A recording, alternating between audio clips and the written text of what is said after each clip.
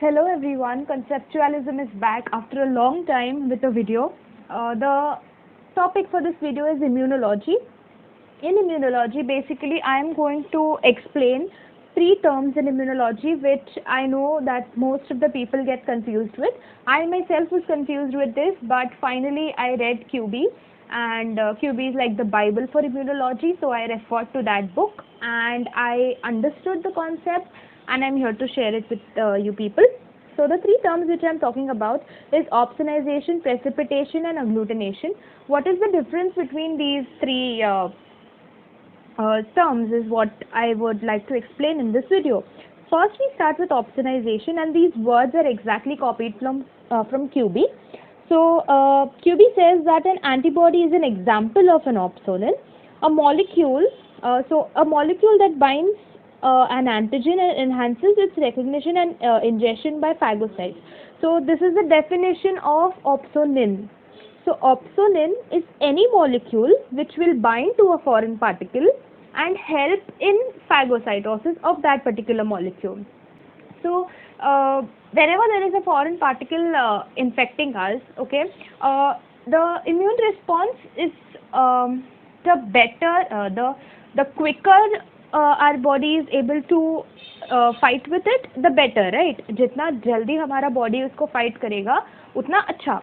So our body also tries to enhance, to improve और बेहतर करना चाहता है to our immunity, हमारे immunity को better करना चाहता है. So phagocytes are these cells which engulf the foreign particles, right, and kill them basically. So it is possible that phagocytes are not that efficient in locating an antigen because the antigen is probably small enough, or even though the antigen is visible enough, even if it is big enough, still we want to improve, we want to increase the chances of that particle being destroyed by phagocytes. We want it to be phagocyzed as fast as possible before it multiplies or before it spreads even more in the body, right? So any molecule, so any protein or any molecule which binds to a foreign particle and improves and increases the chances of it being phagocytosed is called as an opsonin, and the process of coating of that particle or binding of the proteins to the foreign particle to increase its phagocytosis chances is called as opsonization. And that the molecule which binds to that foreign particle could be an antibody, or it could be split products of complement activation. These are also proteins which are formed in the complement pathway, which can act as an opsonin. So opsonization is not limited to antibodies. This is one point we can get while differentiating between the three. And also the concentration of the molecule and the antigen I don't think really matters here as much as it matters in precipitation. So opsonization, I hope they have understood. Antigen particle का phagocytosis होने का chances बढ़ाना is called as opsonization. We move to the next. These are also words from QB. This is about agglutination. So cross-linking that occurs between di or multivalent antibodies and multivalent cellular antigens can result in visible clumping of the complexes formed between antigens and their cognate. So this clumping reaction is called as agglutination. So basically this something like this is your antibody, okay, and some antibodies are in the form of dimer, tetramer, something like this. They are joined via a chain, and this is an example of a trimer, but mostly it is pentameric or dimeric. Tetramer bhi hota hai. So that is our antibody, and suppose this is our antigen.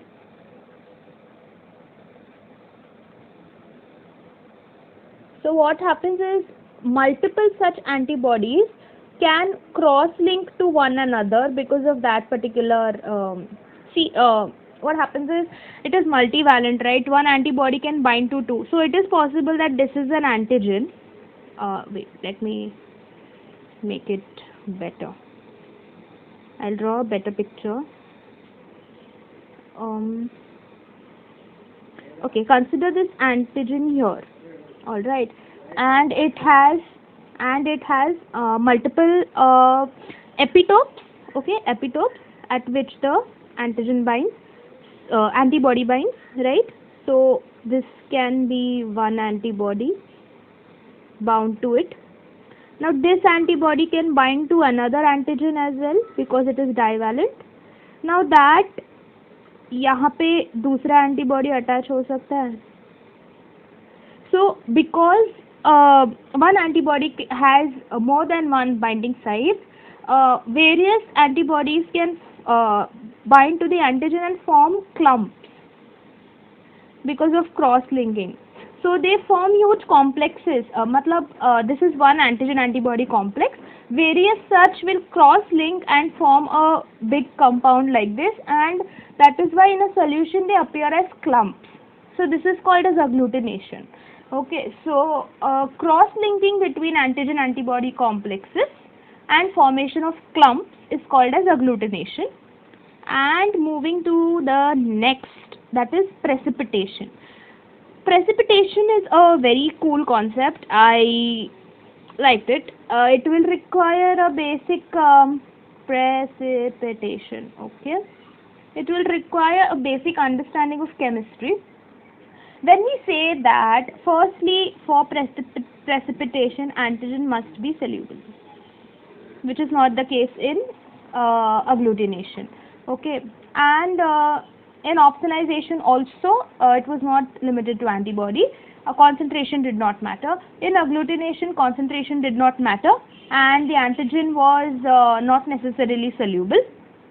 Now we have precipitation. In precipitation, what's the case? In precipitation, the antigen has to be soluble.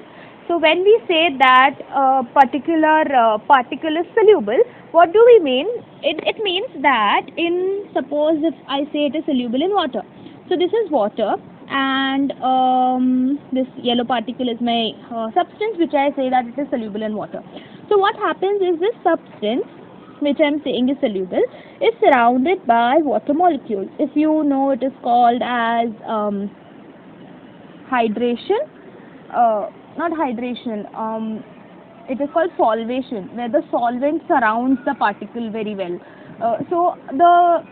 Because it is soluble, that particle is not independently seen in the solution, right? That is why it is soluble. What happens is, if you have carried out experiments in which you cause salting out of a solution by half saturation or full saturation, what we do is exactly we get rid of the solvent molecules from surrounding of this particle, and when the water molecules from the surrounding of the particles are gone, we get the particle as a whole. Okay, and it becomes visible. So this is called as salting out or precipitation of that solvent, where it is no more soluble there because the solvation is not occurring. Okay, so what happens in our precipitation reaction?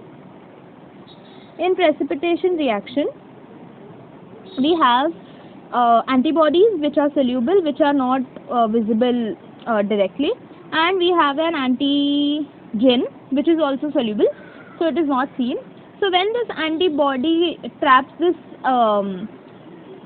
antigen, the solvation and all is gone, and this whole thing becomes insoluble, and it is no more soluble in the solvent, so it precipitates out.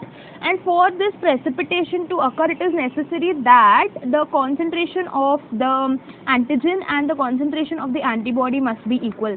So this becomes our precipitation. And when we draw a graph of concentration of antibody and concentration of antigen, there is a zone where the concentration of antigen and concentration of antibody is equal, and this zone is where precipitation will be seen. Before that or after that, there is no visible precipitation seen. However, the binding must be occurring between the antibody and the antigen. So I hope it is clear the difference between these three terms. I'll repeat it once again. Opsonization is the binding of an opsonin, which can be any protein, to a foreign particle to increase the chances of phagocytosis. What is precipitation? Precipitation is making an soluble antigen insoluble and causing it to precipitate out from the solution. What is agglutination? Agglutination is cross-linking between the multivalent antibodies to form clumps. By cross-linking, and the antigen-antibody complexes cross-link with each other to form bigger complexes which form clumps in the solution.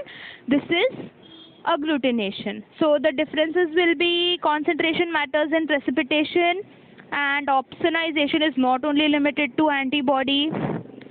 And I think that clears the concept. If there are any doubts, please let me know in the comments. Like, share with those who have confusion with this topic, and thank you.